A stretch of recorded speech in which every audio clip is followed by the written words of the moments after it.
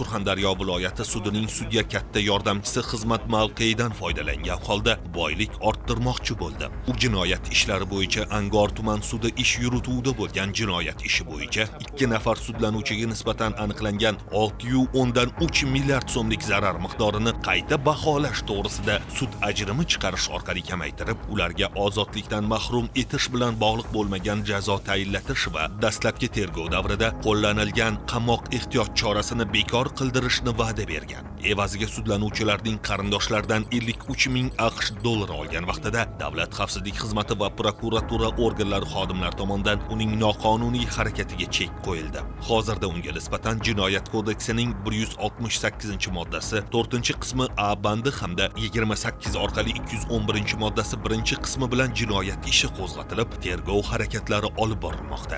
Hurmatli fuqarolar, kundalik hayotda shu kabi qonun buzilish holatlariga duch kelsangiz, Davlat xavfsizlik xizmatining 1520 qisqa raqamiga qo'ng'iroq qilib xabar bering. Shaxsingizning sir saqlanishi kafolatlanadi.